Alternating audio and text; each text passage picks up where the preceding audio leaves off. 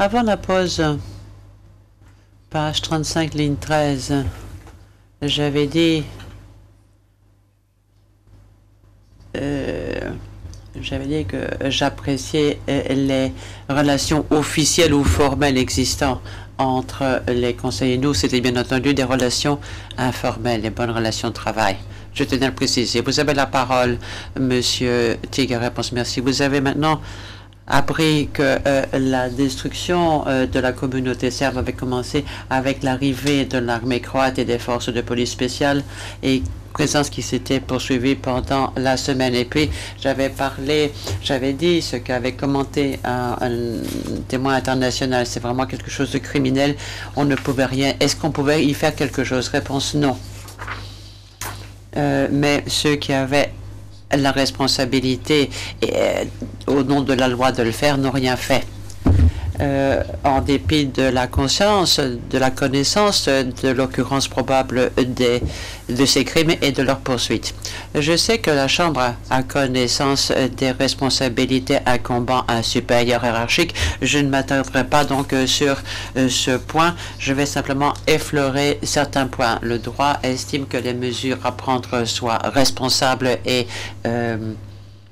nécessaire, l'obligation d'un commandant pour empêcher et punir ceux qu'il contrôle effectivement. Ce sont deux devoirs distincts dont on ne s'acquitte pas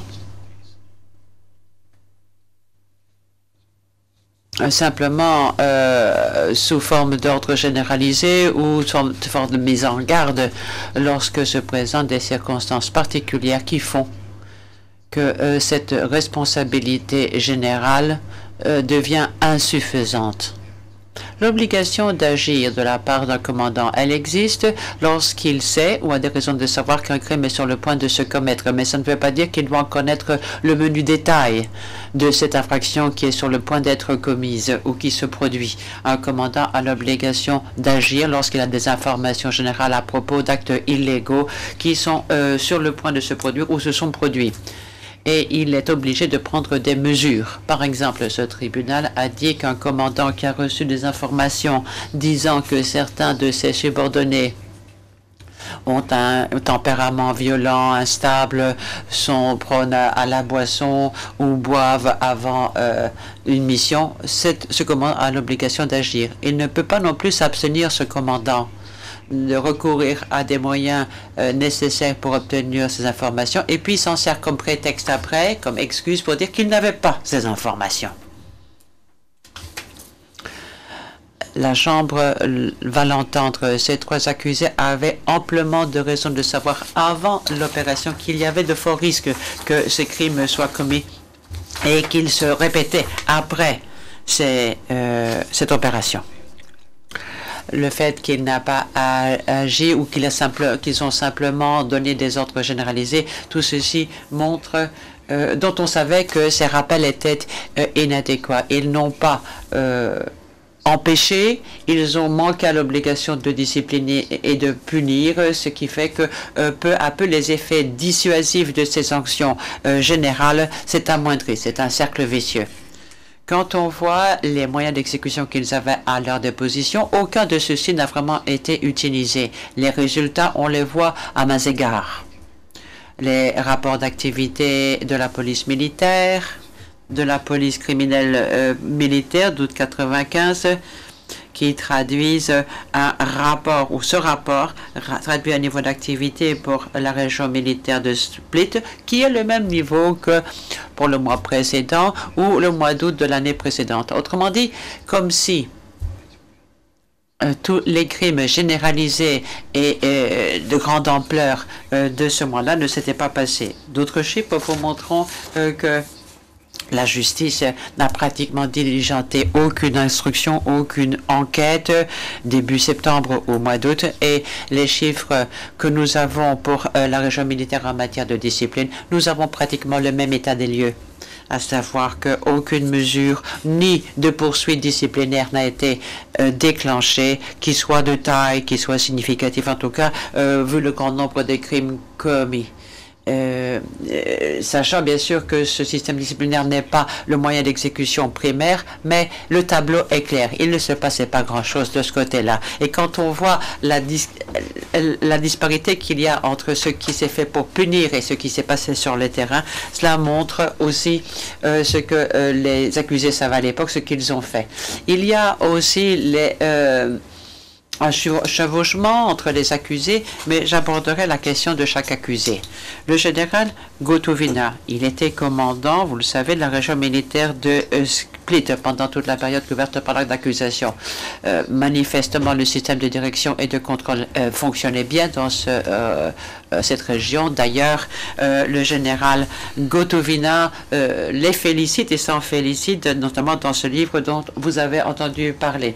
Et effectivement, il avait le contrôle effectif de jure de ses effectifs et pouvait donner des ordres à la police militaire.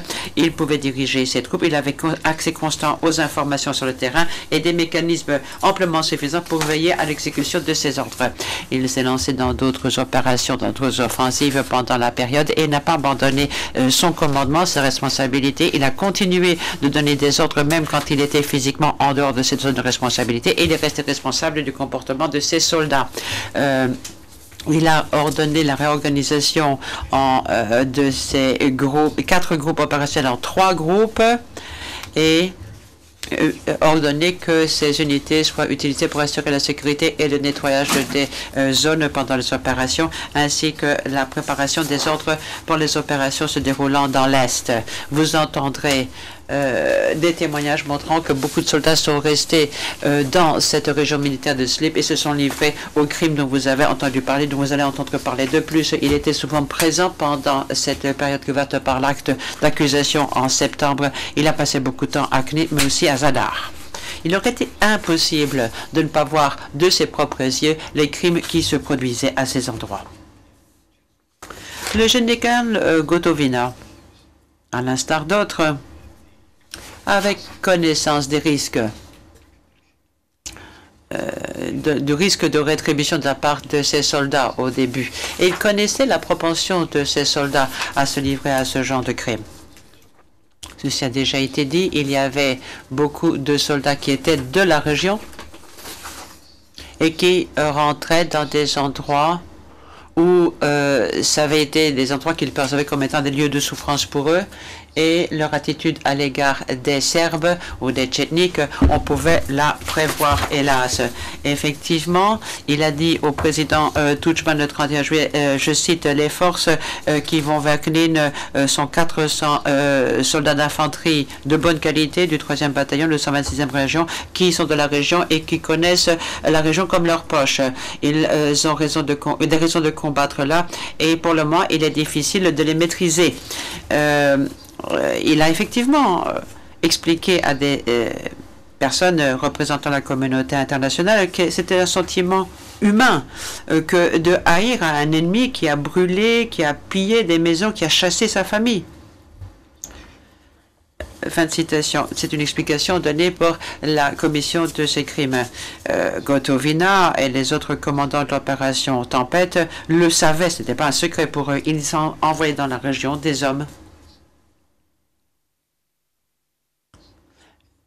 qui percevaient cette région comme étant un lieu où on avait fait du mal à eux-mêmes et à leur famille. Déjà, cette raison à elle seule était suffisante que pour nécessiter de la part du général Gotovina davantage que les avertissements habituels qui sont mentionnés par le droit humanitaire international et par les conventions de Genève. Mais j'irai plus loin parce que quelques jours avant l'opération, les soldats avaient commis les mêmes crimes que ceux qu'ils étaient sur le point de commettre au cours de cette opération Tempête. Je vais lire un extrait d'un rapport du 13 août, police militaire. Je cite, le lendemain, des membres de la 4e brigade de la garde et de la 7e brigade de la garde de l'armée croate, ainsi que certains groupes qui sont venus dans la zone de Graovo des environs, ont commencé à mettre le feu aux maisons de Graovo et des villages environnants de façon organisée. Fin de citation. activité qui se traduit également dans le journal de la région militaire de Split. Juillet 29, on dit que tout Graovo est en proie aux flammes. Il savait qu'il envoyait sur le terrain des hommes armés, un terrain où ils étaient déjà enclins et prédisposés à commettre des crimes contre les Serbes. Connaissant cette propension, les mesures raisonnables et nécessaires qu'il aurait dû prendre allaient et de loin au-delà des instructions habituelles concernant le respect du droit international. Il fallait des mesures vigoureuses et précises. Par exemple, enquête immédiate, mise en détention, mise à pied, détention. Voilà, c'était manifestement, c'était raisonnable, mais aussi nécessaire. Or, il ne les a pas prises. À plusieurs reprises, il s'est borné à donner des rappels des normes habituelles, passe-partout, comme le fait de donner des instructions d'unité pour leur rappeler leurs obligations en vertu des conventions de Genève ou des avertissements généralisés pour empêcher pillage et incendie volontaire. Donc, c'était très prévisible ce que ceci aurait donné comme résultat. Vous avez entendu parler des incendies volontaires. Il en était au courant, comme on a vu sur ces images ou par la réunion du 6 août, cette vidéo au cours de laquelle il se plaint du fait que les hauts dignitaires et les médias sont sur le point d'arriver sur place et que c'est un foutoir. Et puis il qualifie il qualifie ces hommes de barbares ou d'enfants gâtés, mais il ne donne aucun ordre pour que ces soi-disant barbares ou enfants gâtés fassent autre chose ou soient reprimandés. Dans de telles circonstances, les crimes se sont poursuivis alors qu'il avait amplement des raisons de savoir et savait d'ailleurs que tout ceci est en train de se passer. Monsieur Vespy vous l'a dit, ces crimes se produisaient tous les jours. Et la preuve de ces faits, tout le monde l'avait. Un témoin vous l'a dit, ou le dira, l'a écrit d'ailleurs, la férocité, la systématicité de cette destruction insensée rappelle l'exorcisme médiéval des esprits serbes qu'on essayait d'extirper même de la charpente du moindre bâtiment ou de la moindre grange. Aucun village n'a été imparti. Il avait connaissance, tout le monde avait connaissance de ce qui se passait.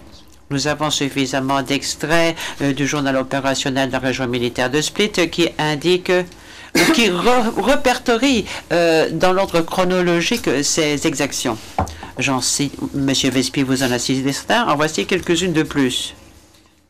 10 août, tout est pillé. Le problème, c'est le pillage. 14, l'incendie des maisons. Le fait de tuer le bétail se poursuit.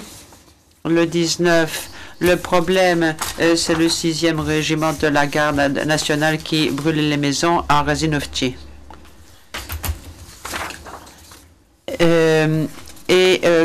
Au-delà de ces observations, nous avons un exemple du rapport du coordinateur de l'administration politique de la région militaire de Split en date du 13 août. Je cite.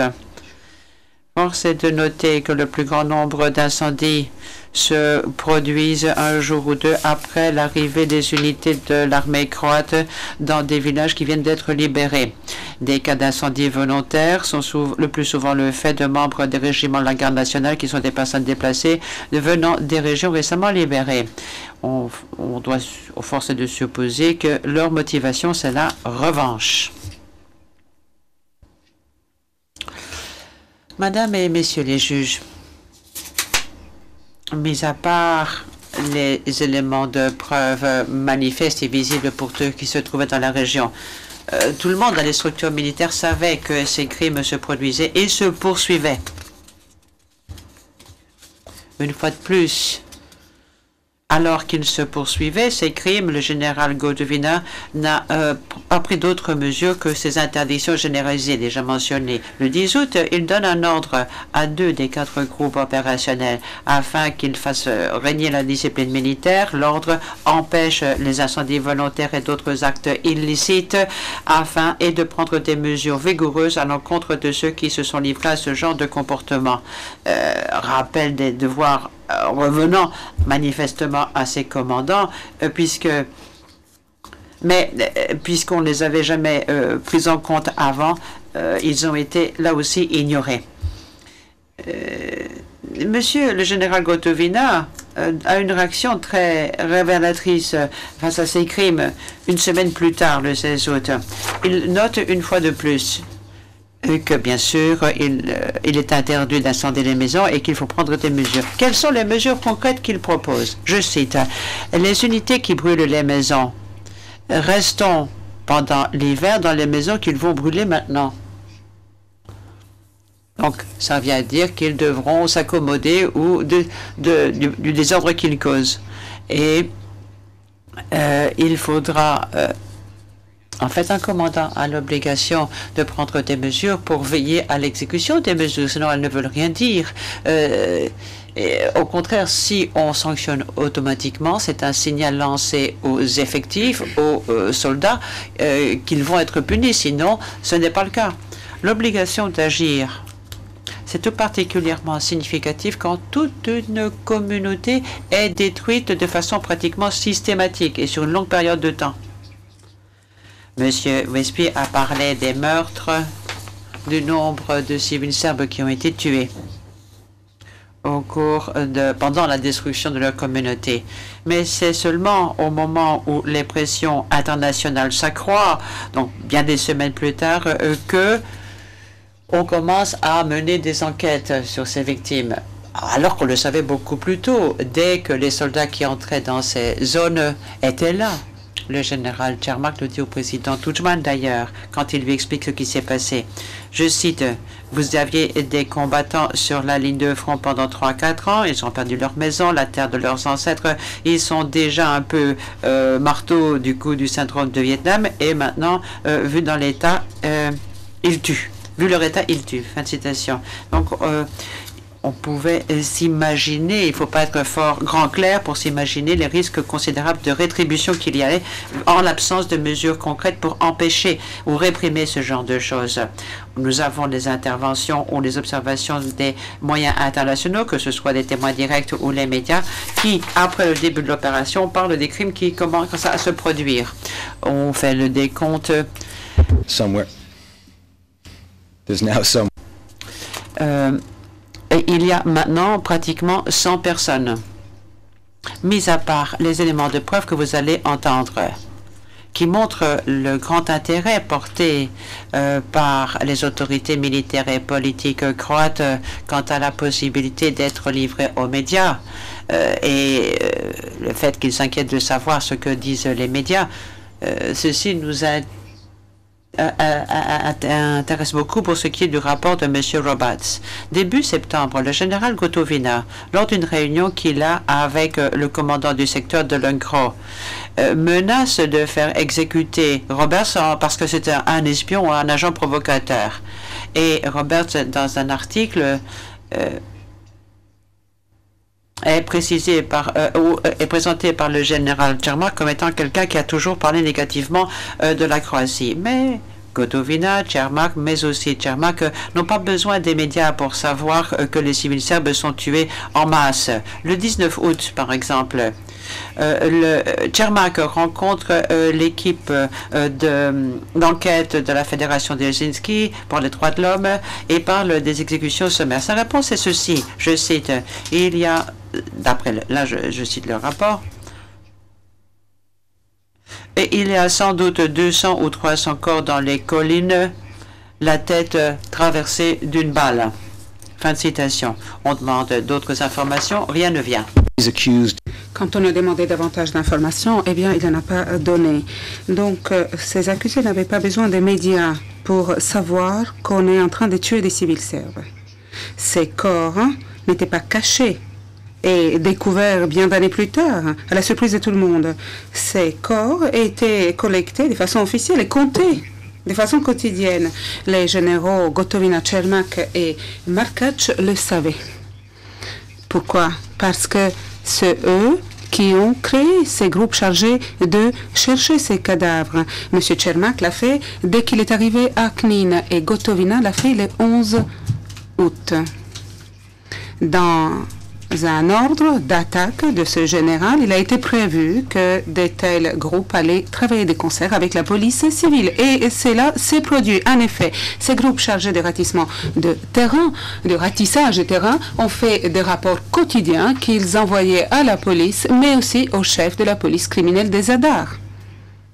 Donc, c'était une des directions de police qui figure dans l'ordre du Gotovina. Et donc, ils informaient du progrès du ratissage. Le général Cermak recevait de façon quotidienne des rapports portant sur les corps retrouvés.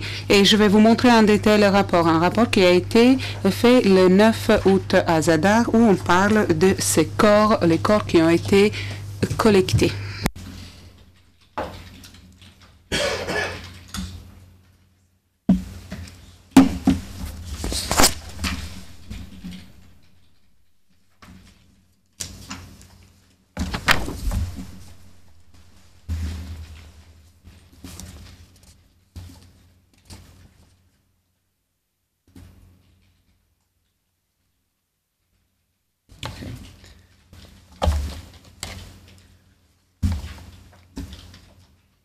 This is the type of information.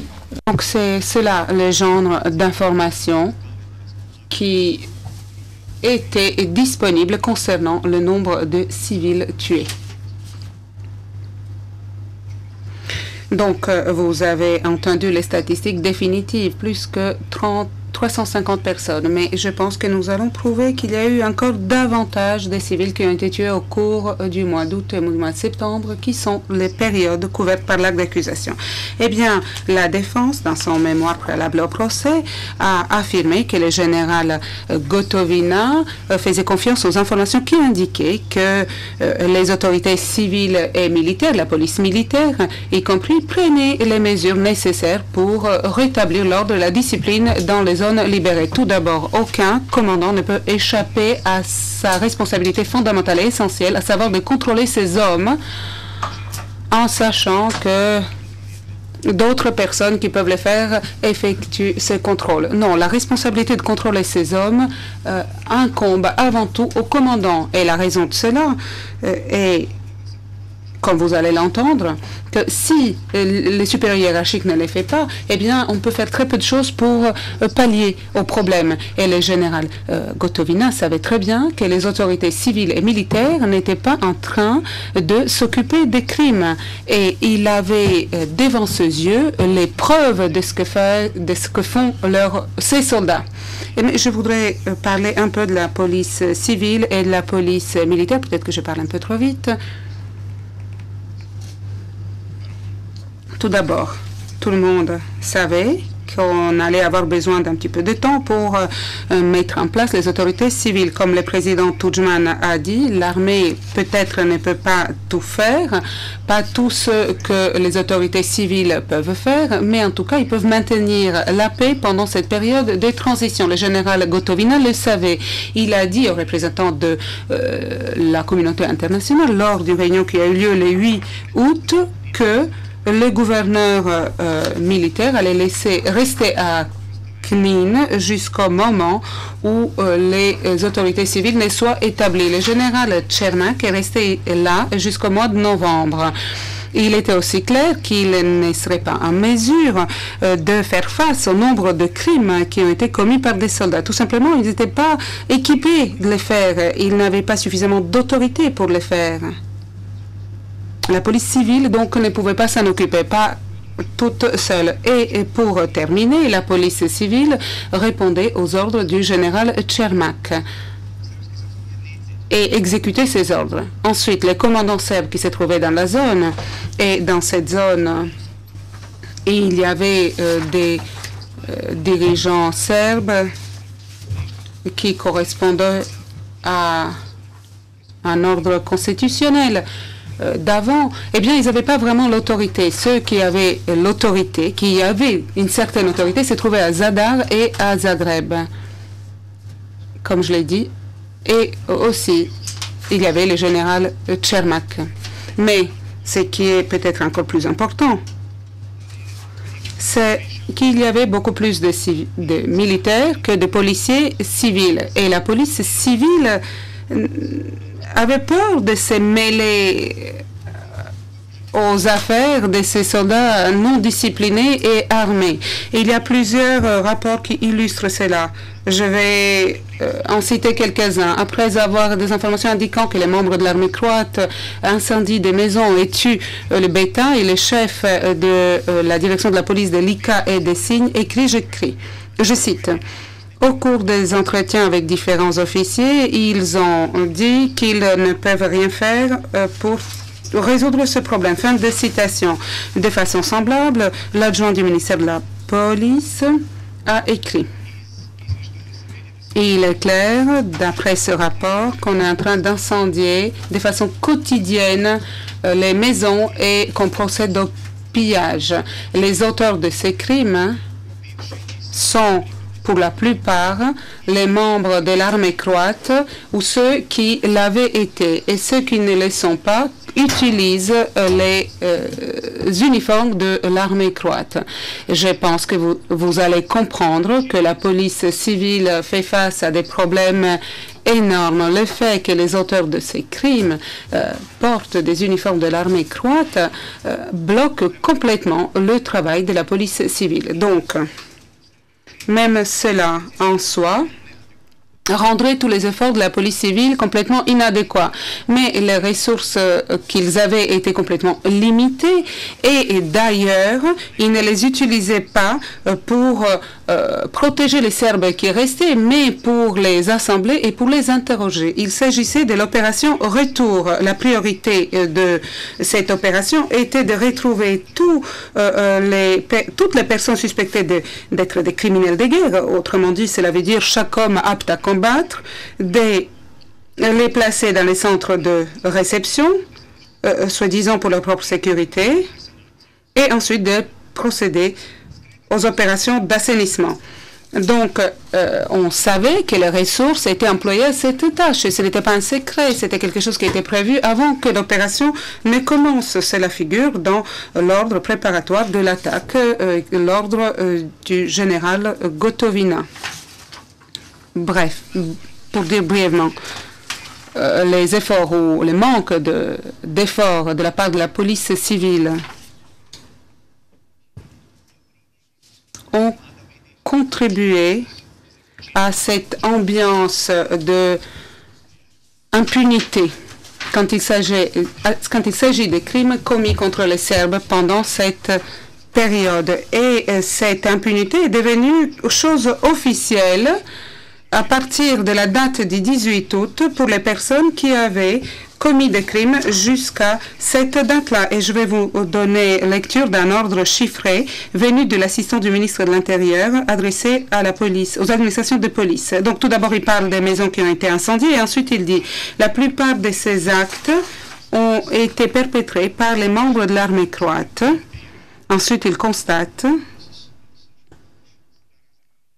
que les destructions ont pris de telles proportions que cela nuit politiquement la République de Croatie. Ensuite, il dit que les chefs des postes de police doivent immédiatement faire des réunions, organiser des réunions avec les chefs de la police militaire pour les informer du problème. Donc, à partir du moment où c'est la République de Croatie et qui en pâtit, eh bien, il faut faire quelque chose. Et ensuite, il dit, lors de cette réunion, il faut informer les participants de la décision qu'en cas d'incendie des maisons ou bien de pillage illégaux de biens, ne feront pas objet d'enquête opérationnelle, mais ceci doit prendre fin immédiatement. Autrement dit, la police civile a été instruite de ne pas faire d'enquête au sujet des crimes commis jusqu'à ce moment-là, alors que la plupart des biens ont été déjà pillés, volés, incendiés et de nombreux civils ont été tués. Donc ceci ne montre pas seulement que la police ne pouvait rien faire, mais c'était un signal supplémentaire qui a été envoyé pour démontrer que les dirigeants, les officiers militaires ne font rien pour empêcher cela. Donc la police civile ne faisait rien, les militaires ne faisaient rien, mais je vais parler aussi de la police militaire. Personne n'a rien fait pour arrêter ces crimes. Eh bien, le général Gotovina parle de la police militaire, il dit qu'il comptait sur eux, sur leur travail. Mais il existe 3 raisons pour lesquelles aucun supérieur hiérarchique ne peut oublier sa responsabilité. Tout d'abord, il a la responsabilité ultime de diriger, contrôler ses unités. Cela lui appartient, cette responsabilité, à personne d'autre. Ensuite, il savait que la police militaire n'enquêtait pas sur ces crimes et, troisièmement, la police militaire était un organe qui dépendait de son contrôle opérationnel. Et le commandant, de toute façon, c'est la personnalité clé, responsable de ces troupes, qui doit contrôler ces troupes. Et s'il ne les fait pas, eh bien, vous ne pouvez pas le faire par le biais des mécanismes accessoires. Je vais vous illustrer cela par la citation d'un officier de haut rang de la police militaire qui a dit justement cela le 3 août quand il a parlé des missions de la police civile, de la police militaire. Il a dit donc en parlant de la réunion qui a eu lieu la veille avec les officiers importants, et d'ailleurs le général Gotovina a assisté à cette réunion, il a dit: il a été dit aux commandants des unités de l'armée croate qui sont responsables personnellement de la discipline de leurs subordonnés, car sans cela, même un plus grand nombre des policiers militaires ne sauraient maintenir la discipline.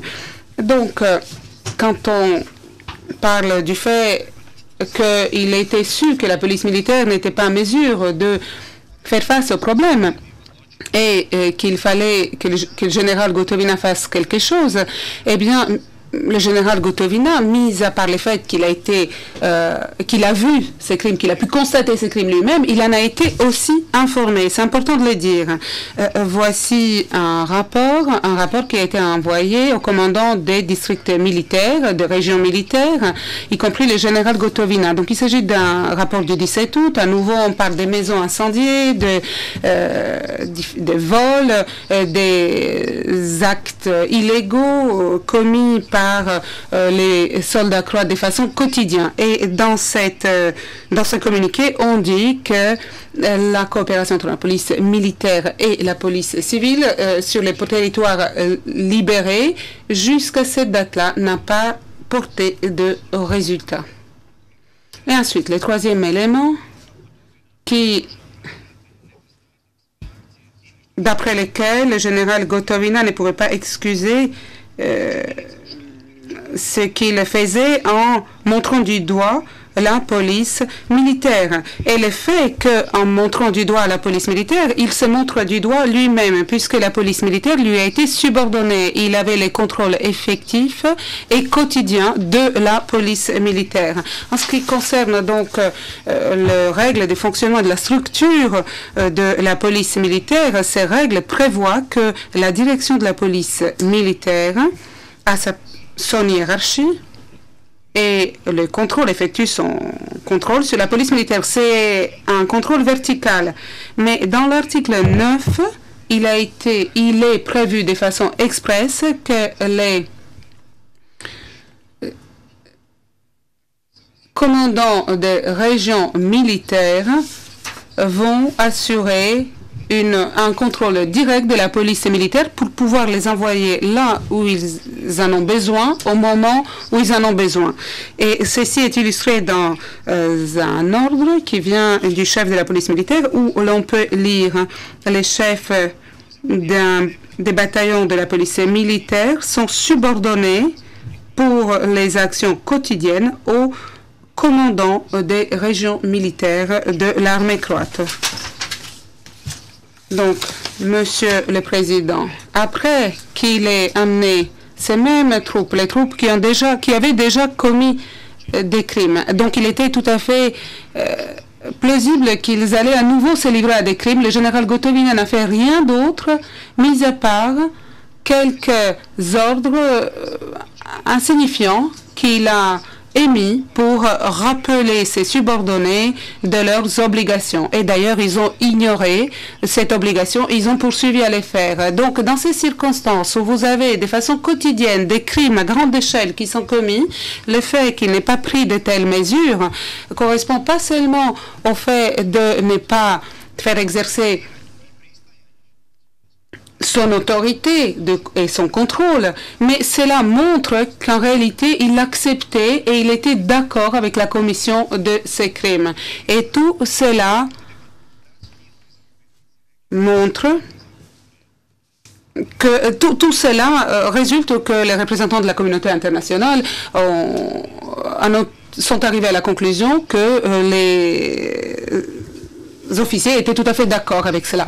Mais Gotovina n'était pas les seuls qui étaient là. Le général Markic était là. C'était un associé du président Tudjman, son collaborateur de long terme, mais aussi une figure militaire et politique. Le général Cermak n'a pas participé à la planification de l'opération Tempête depuis le début, mais à partir de la date du 5 août, il a été nommé au poste de chef de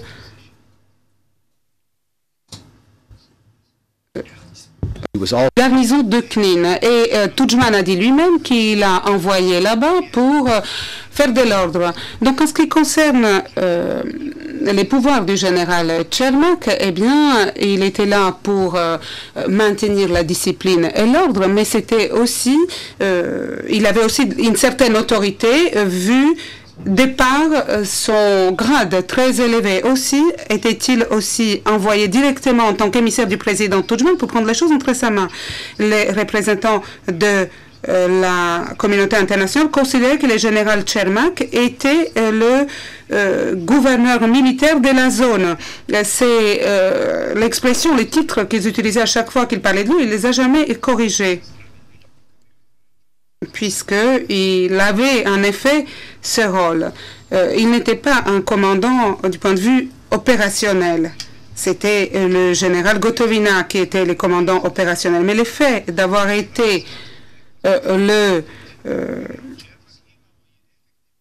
commandant de cette zone, eh bien, il disposait du pouvoir et de contrôle suffisant pour punir et discipliner les soldats qui en faisaient partie. Et d'ailleurs, il a fait des ordres au cours de l'exercice de sa fonction concernant différentes opérations qui ont eu lieu même en dehors de cette zone, de la zone du garnison. He was able to direct the military. Il pouvait commander, diriger la police civile aussi bien que la police militaire, vous allez l'entendre. Et il avait le pouvoir, l'obligation d'empêcher que des crimes ne soient commis contre les Serbes. Mais au lieu de cela, il a utilisé cette autorité pour faire en sorte que l'image de la Croatie ne soit pas ternie dans la communauté internationale, même si cela voulait dire qu'il fallait passer sous silence, excuser ou même dissimuler les crimes commis contre les Serbes. Le général Cermak a affirmé qu'il n'avait pas de rôle militaire. Il s'est présenté comme étant un peu l'incarnation de la Croix-Rouge. Il était commandant de garnison, mais uniquement pour pouvoir se servir de la logistique disponible. Il était à Knin pour rétablir le courant, l'approvisionnement en eau, faire la liaison avec la communauté internationale. Il a également dit qu'il était outré par les crimes qui se déroulaient. Il a sans cesse imploré ceux qui en étaient responsables d'arrêter ou de faire quelque chose à ce sujet, mais il a toujours dit qu'il n'était pas responsable, que c'est pas à lui qu'il fallait parler de cela parce qu'il n'était pas militaire. Tout comme le général Gotovina, il dit que ce sont les autres qui n'ont pas fait ce que lui aurait dû faire, donc ce qu'il avait la responsabilité de faire. Les éléments de preuve vous montreront que le général Cermak était un militaire, qu'il avait l'autorité de donner des ordres à la police militaire, qu'il avait le pouvoir en tant que gouverneur militaire, en fait, de donner des ordres à la police civile. Il savait que des crimes étaient commis contre les Serbes par les membres de l'armée. Il savait que rien n'était fait de concret pour réagir à cela. et il a utilisé sa position pour atténuer la pression internationale en minimisant ses crimes. Je vais passer en revue tous ces éléments. D'abord, il est indéniable que le général Chermak était un militaire. Il a été mobilisé alors qu'il appartenait à la réserve. Il était général de division. Il portait un uniforme. Il a lui-même reconnu pendant des auditions par le bureau du procureur qu'il était responsable de la discipline militaire ou qu'il aurait relevé de la discipline militaire s'il avait commis un manquement.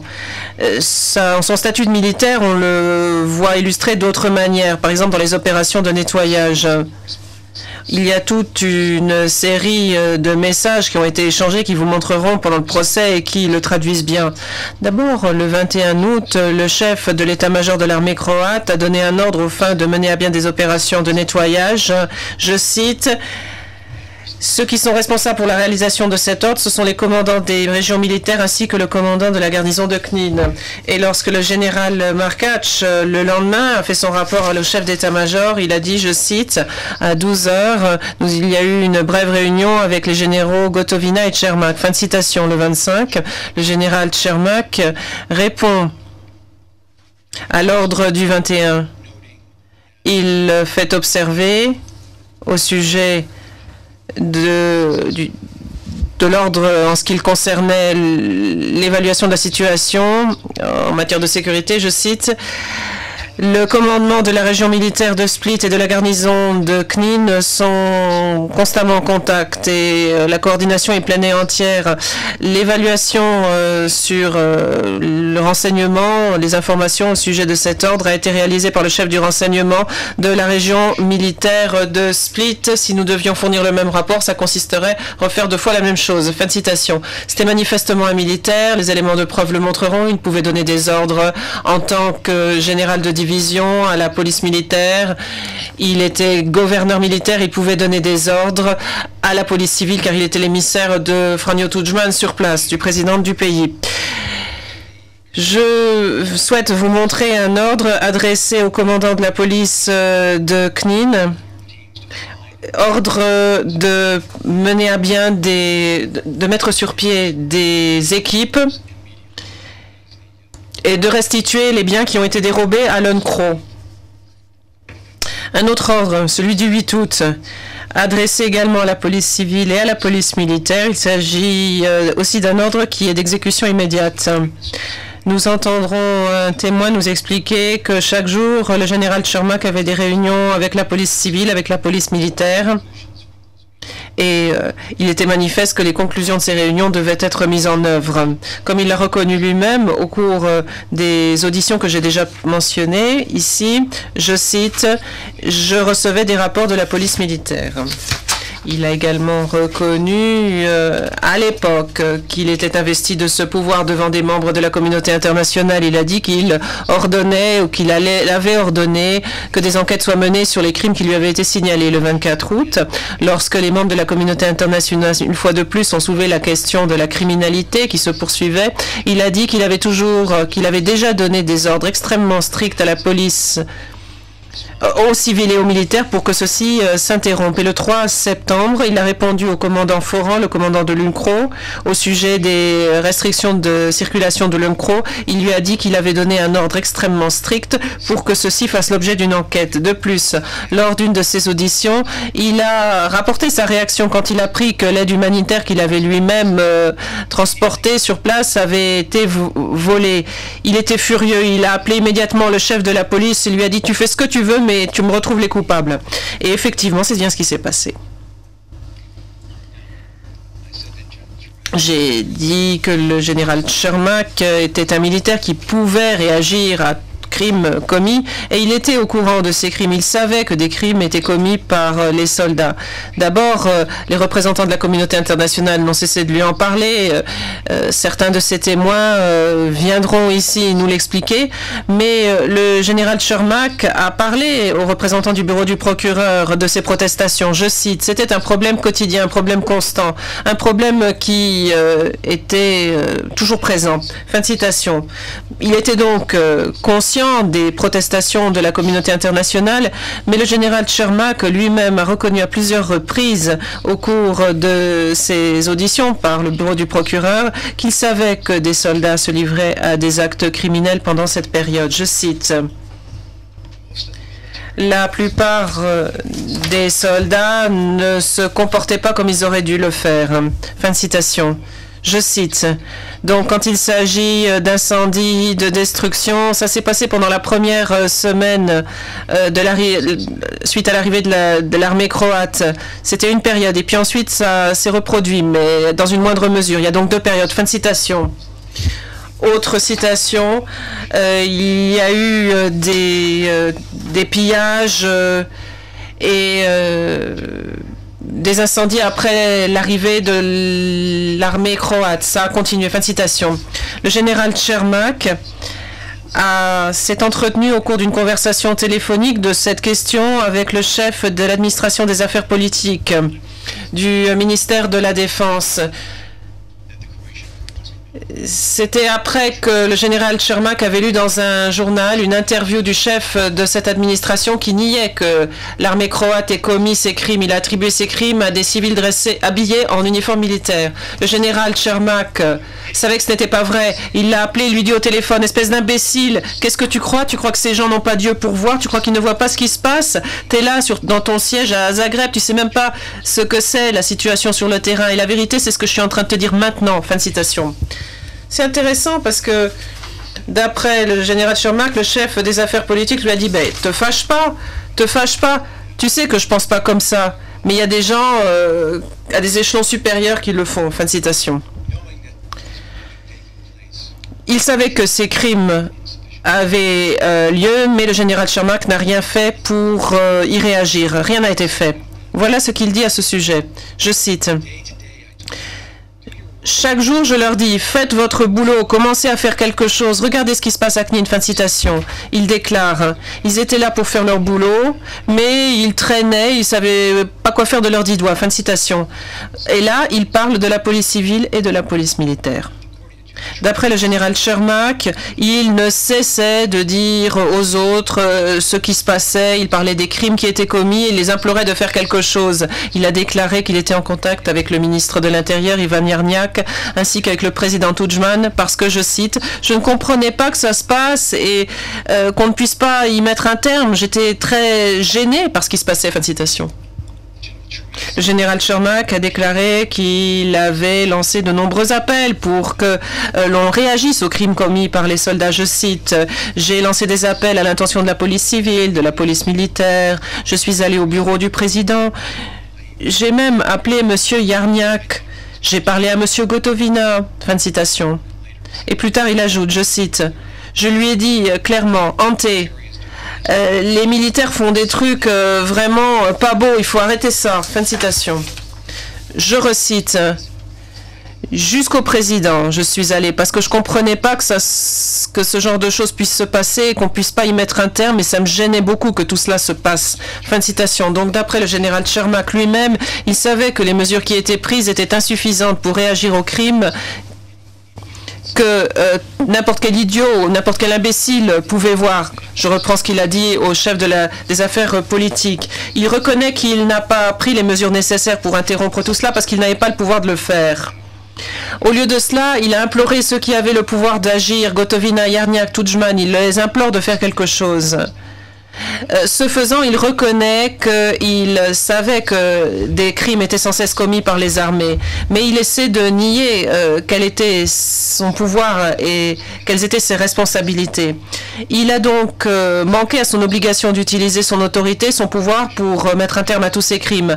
Mais il a fait en sorte que la pression internationale diminue, pression internationale pour arrêter cette vague de crimes. Il a sans cesse rassuré la communauté internationale. Il a dit que des mesures étaient prises. Il a essayé de les induire en erreur en leur disant que ce n'était pas l'armée qui commettait ces crimes. Je cite l'extrait d'une lettre qu'il a envoyée au CICR en réponse à des protestations au sujet des crimes qui étaient commis et dont il a dit lui-même au chef de la police des affaires politiques qu'il savait que c'était vrai. Je cite, « Les crimes dont vous parlez sont le fait de personnes isolées qui veulent bénéficier de l'opération militaire exceptionnelle qui a été réalisée afin de s'emparer de biens de manière illicite et de se livrer à leurs instincts meurtriers. Ces individus sont des criminels qui portent des uniformes de camouflage pour faire reporter la responsabilité sur les soldats croates et sur la politique de la Croatie. Le gouvernement de la République de Croatie s'est montré déterminé dans sa condamnation de ce type de criminels. Il veut les traduire en justice. Je cite, fin de citation. De même, le 31 août, le chef du secteur sud de l'UNCRO lui écrit au sujet de la fumée qui s'échappe des zones où on interdit à l'UNCRO de se rendre. Et il répond en disant... Et il dit plutôt, je ne comprends pas comment votre commandant peut laisser faire ce genre de choses. Les personnes sont chassées de chez elles, les gens se retrouvent sans terre, sans maison, etc. Fin de citation. Et le 3 septembre, le général Shermak répond, « Je suis surpris que vous mentionniez l'expulsion des pauvres. Il faudrait au moins que vous me fournissiez une preuve, ne serait-ce qu'une preuve, pour établir effectivement la réalité de ces affirmations. » qui pour moi sont sans fondement. Fin de citation. Il dit à Tudjman en 99 qu'il a dû sans cesse s'opposer à Helsinki Watch, à la communauté internationale. Il a eu sans cesse affaire aux meurtres et aux incendies criminels. Ce faisant, ce n'était qu'un maillon dans toute cette chaîne d'efforts entreprises pour que ces crimes ne soient pas révélés à la communauté internationale. Tout au long de cette affaire, nous vous montrerons des documents, j'en ai mentionné quelques-uns, nous vous montrerons des documents qui montrent que l'on s'inquiète beaucoup des répercussions au niveau international de tout ce qui est en train de se passer. On craint que l'image de la Croatie ne soit ternie de par ce fait. Mais l'objectif, c'est de faire en sorte que la communauté internationale ne reçoivent pas les informations qui terniraient l'image de la Croatie. Et on essaie d'accomplir cet objectif de diverses manières, mais on n'essaie surtout pas de mettre un terme aux crimes qui sont commis. Ainsi, par exemple, M. Vespi vous a dit qu'on avait bouclé le personnel de l'UNCRO. Et quand on leur a permis de sortir de leur camp, ils ont vu qu'on avait essayé d'éliminer toutes les traces de ce qui s'était passé. Même chose au sujet des journalistes. On a craint que les journalistes ne montrent ce qui s'est véritablement passé. Et ceci a commencé avant l'opération Tempête même. Lors d'une réunion du 2 août, le service politique de l'administration ou de la région militaire de Split a indiqué que des journalistes avaient demandé à aller à Graovo, qui avait été incendié par les troupes de la HV. Je cite le journal opérationnel, je cite, « Les journalistes demandent d'aller à Graovo. Ne permettez pas aux journalistes d'aller à Graovo, il faut contrôler les caméras ou les appareils photo. » Fin de citation. Ensuite, le général Gotovina, qui connaissait parfaitement l'étendue des dégâts à Graovo, propose qu'on donne une explication de rechange. Je cite, « Indiqué par l'intermédiaire d'une estafette que Glamoch et Graovo ont été pilonnés au moyen d'obus au phosphore. » Fin de citation. Après l'opération Tempête, on continue à avoir les mêmes préoccupations. Nous l'illustrerons tout au long de cette affaire. Je cite une fois encore le journal de guerre de la région militaire de Split. Je cite, « L'incendie des maisons constitue un problème considérable. Les journalistes et tous les autres qui viennent dans la zone pourraient prouver qu'il s'agissait d'incendie criminel. » Fin de citation. Ensuite, il est fait référence à des chaînes de télévision étrangères qui viennent sur place. Je cite, « Il n'y a pas suffisamment de points de contrôle pour empêcher les journalistes d'entrer sur la zone. » Fin de citation. Le général Shermak a donc déployé des efforts pour dissimuler les crimes qui avaient été commis aux yeux de la communauté internationale, mais il est allé au-delà des mesures que je viens de vous énoncer. J'ai déjà dit précédemment qu'on avait récupéré les cadavres sur place sans qu'aucune enquête n'ait eu lieu. On se contentait, ces corps, ces cadavres, de les récupérer, de les photographier, de les répertorier et de les enterrer ensuite avec toutes les preuves y afférentes. On rassemblait aussi rapidement que possible les cadavres d'humains et les carcasses d'animaux. Et on les traitait exactement de la même manière. Même si, au fur et à mesure que les décès des civils augmentaient, on continuait à les considérer comme des dégâts collatéraux, accessoires. Il est possible de mieux comprendre l'attitude qui prévalait à ce sujet, la tentative de dissimuler tout ce qui se passait, en regardant un incident particulier. Monsieur Vespi, lui, s'est concentré sur Grubori, et moi, j'aimerais voir ce qui s'est passé après Grubori.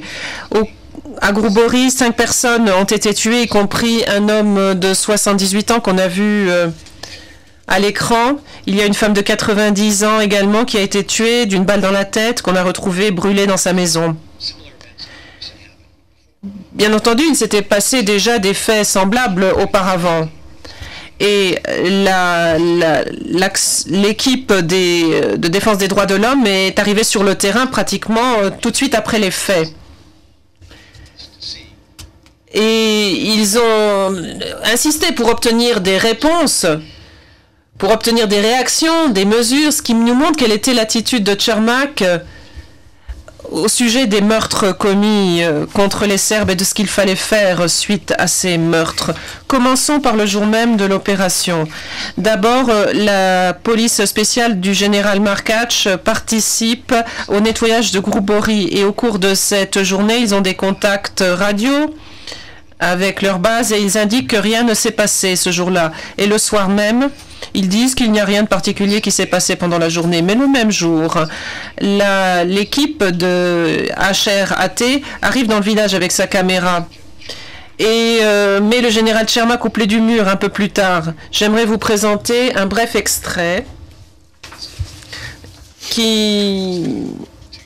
de cette vidéo. On pourra l'entendre s'exprimer à ce sujet. Le président, est-ce que des copies papier de la transcription de cette vidéo ont été communiquées aux cabines? Monsieur Tiger, oui, le président, bien, allez-y.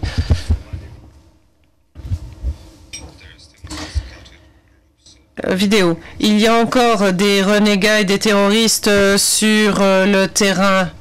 Et des unités de la police civile sont en train de nettoyer la zone. Dans le cadre d'une de ces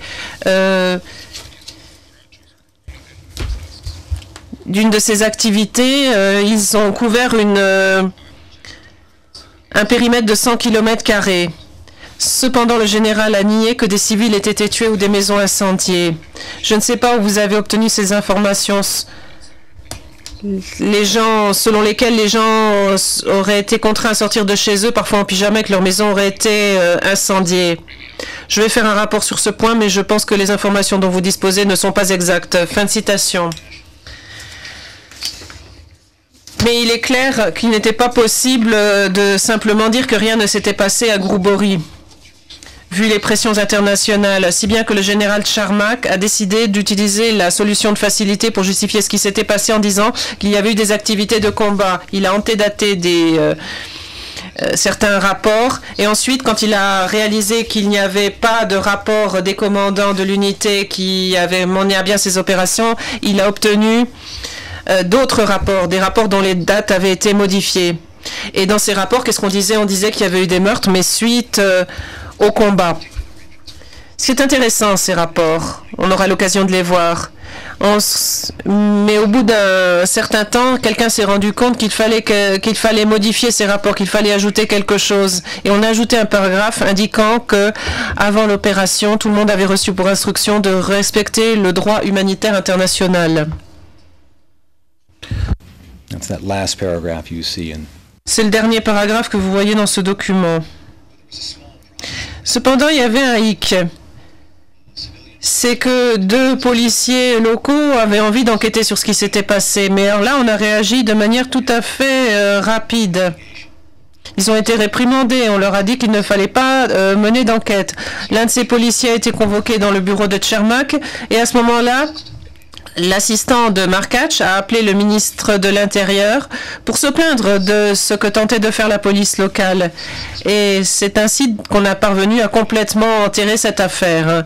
Dans l'intervalle, Cermak rassurait la communauté internationale, disait que ces victimes, elles étaient mortes au cours des combats. Dans une lettre au chef de la délégation du CICR, en date du 30 août, il dit, je cite, « L'armée croate a des règles très strictes au sujet de la protection des civils au cours des combats. Elle respecte ces règles dans toutes les circonstances. » Il insiste. Je me suis rendu sur place le lendemain et j'ai pu m'assurer de la véracité de ce qui avait été rapporté et de ce qui s'était passé au cours des incidents en question. Le président.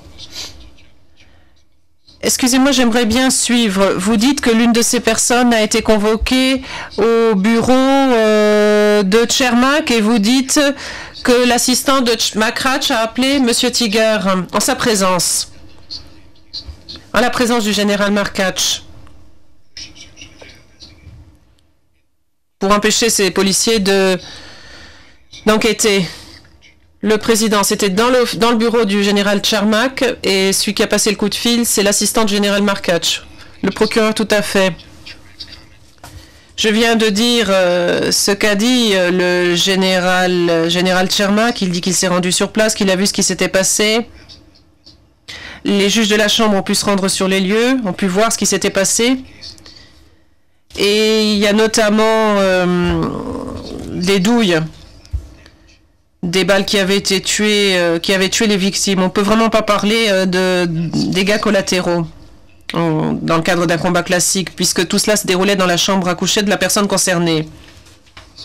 Grubori figure dans un rapport du rapporteur spécial Elisabeth Rehn, rapport du 7 novembre. Parce que, bien évidemment, c'est pas surprenant, tout le monde s'est rendu compte de ce qui s'était passé. Le président, là je me trompe peut-être, c'est peut-être ma mémoire qui me fait défaut, mais j'ai vu plus d'une douille par terre. Est-ce que j'ai manqué quelque chose? Monsieur Tiger, je crois qu'il y en avait deux, mais je peut-être... En tout cas, au moins une. Le président, bien, au moins une, poursuivez. Le procureur Rennes a écrit au secrétaire général le 21 décembre 1995 en disant... Ou plutôt a écrit au ministère des Affaires étrangères en disant que manifestement il s'agissait de meurtre et pas d'activité de combat. Le général Markac a été contacté suite à cette lettre, donc il présente maintenant une explication, troisième explication encore plus incroyable. Il dit que les victimes ont été exécutées parce qu'il s'agissait de terroristes serbes. Mais c'est tellement ridicule que même le général Markac ne peut pas maintenir cette explication. Et en 2001... il est interrogé par les enquêteurs croates qui s'intéressent aux crimes commis à Grubori et il reprend sa première version des faits. Il dit que les victimes ont été tuées au combat. Le président, les points d'exclamation que l'on voit ici, dans la marge de ce document, elles figurent dans l'original. Monsieur Tiger, je n'ai pas l'original, il faudrait que je vérifie. Le président, oui, je vous en prie, allez-y. Le procureur, je reprends, donc je synthétise. D'abord, il nous dit qu'il n'y a rien eu. Ensuite, quand c'est impossible de continuer à affirmer cela, il dit que c'est la conséquence d'activités de combat. Et puis ensuite, quand on conteste cette version des faits, il dit que les victimes sont des terroristes serbes. Et puis quand ça s'avère... Les responsables, correction d'interprète, les responsables sont des terroristes serbes. Et ensuite, quand il ne peut pas maintenir cette...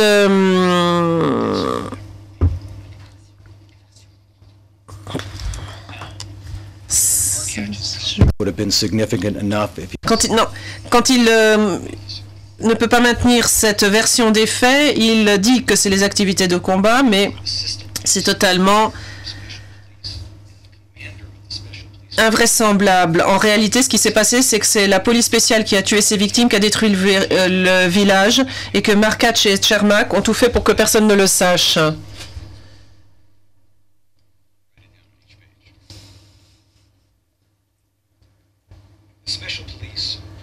Markac a donné l'exemple dans le commandement qu'il occupait à la tête de l'unité Luchko.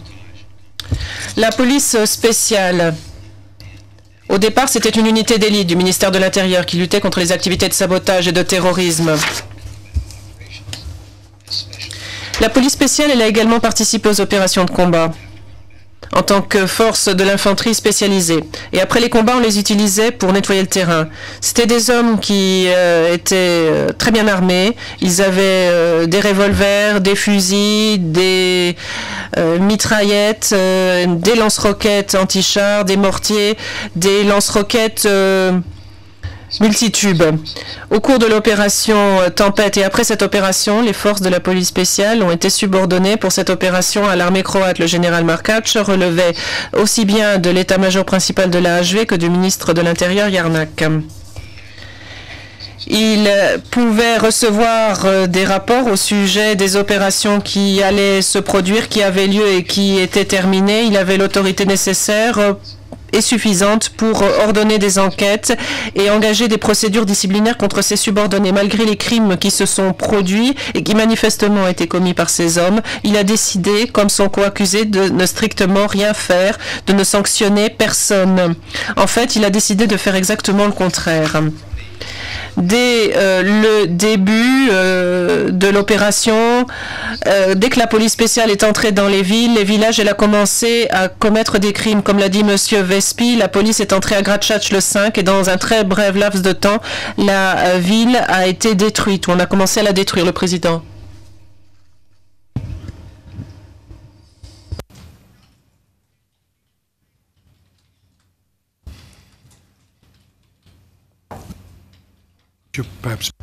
Le président.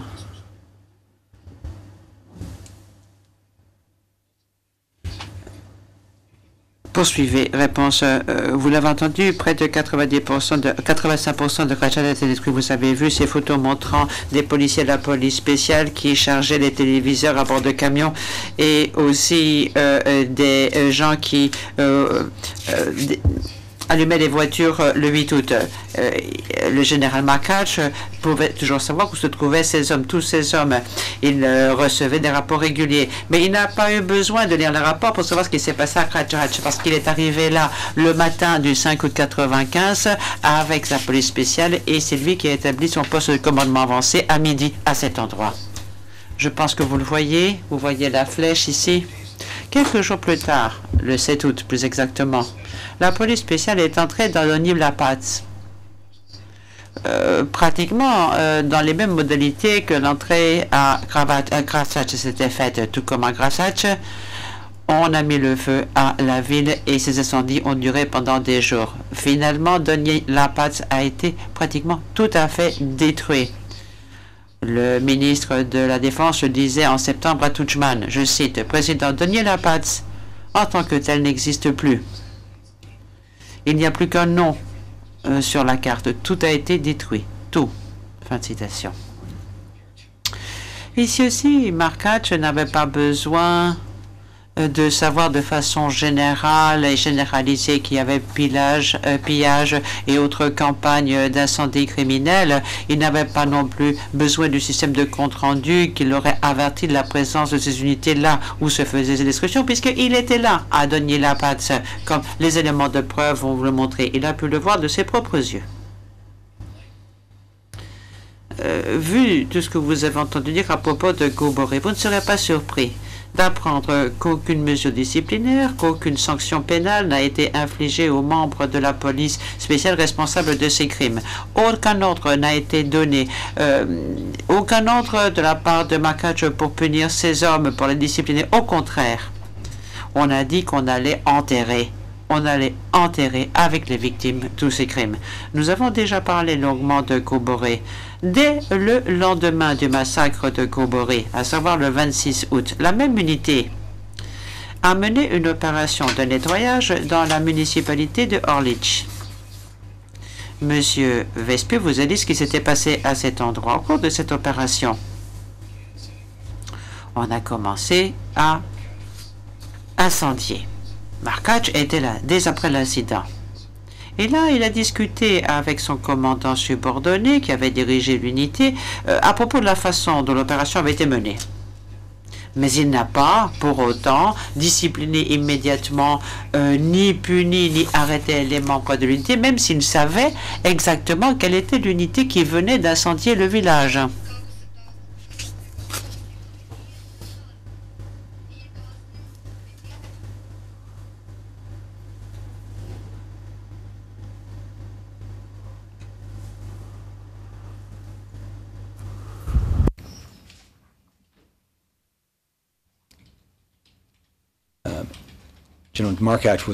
Le général Markach savait que cette unité qui venait de mettre le feu à ce village était cette même unité impliquée à Grubori la veille. Au contraire, ils n'ont pas puni, mais au contraire, ils ont envoyé un message, et au lieu d'envoyer un message qui était depuis longtemps nécessaire, il s'est contenté de les renvoyer à Zagreb. Et cet incident, comme celui de Grubori, a été masqué par le général Markach. Dans le rapport qu'il envoie au chef d'état-major à propos de l'opération d'un peu spécial ce jour-là, il dit que, en fait, cet incendie s'est produit dans le cadre du combat, en cours de combat. Nous aurons l'occasion de voir ces rapports, on verra les ressemblances qu'il y a entre les deux. C'est une déformation des faits, comme celle qui s'était passée à Grubori, qui a servi de moyen de dissimuler des crimes commis par ses subordonnés, crimes qu'il avait la responsabilité d'empêcher et de punir, et non pas de dissimuler.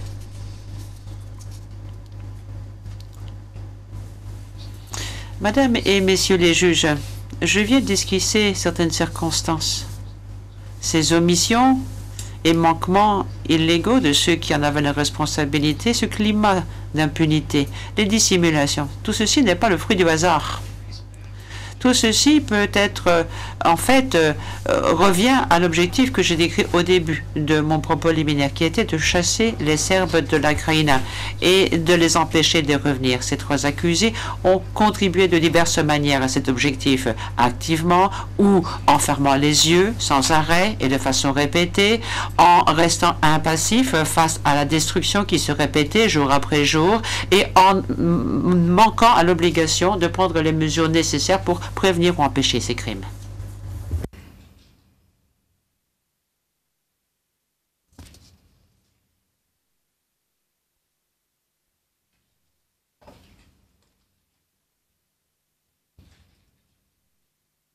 In so doing, ce faisant, je l'ai déjà dit, le signal qu'on a envoyé et qui a été reçu par les soldats qui ont parlé aux représentants de la communauté internationale, comme le disait M. Vessuvic, ce signal, ce message, c'était que c'était autorisé, que c'était autorisable et que donc c'était permis. Et c'est pour cette raison que nous retenons dans l'acte d'accusation l'accusation d'un effort conjoint en vue de parvenir à cet objectif illégal. Je vous ai parlé de cette question rhétorique chargée d'angoisse que posait un représentant de la communauté internationale face à la destruction, au milieu de la destruction de cette communauté serbe qui vivait dans cette partie de la Krajina depuis des siècles. Et il disait, c'est criminel, est-ce qu'on ne peut rien faire? Eh bien, à ce stade, ce qui peut être fait, c'est d'intenter un procès qui commence aujourd'hui, qui promet de rendre dûment compte de façon impartiale de ces événements, en tenant parfaitement compte des droits qu'ont les accusés, mais aussi ceux des victimes, et compte tenu également de la responsabilité solennelle que nous avons, qui est de veiller dans la mesure du possible à ce que toute l'histoire soit dite, à ce que toutes les versions des faits soient présentées, partant des moyens de preuve disponibles, et que, en fin de compte, émerge une responsabilité qui soit dûment prise en compte.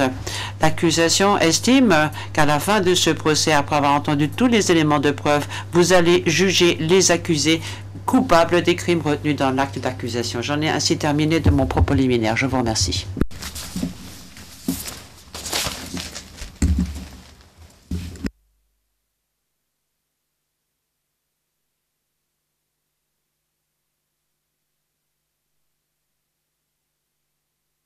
Thank you, Mr. Tiga. Je vous remercie, Monsieur Tiga.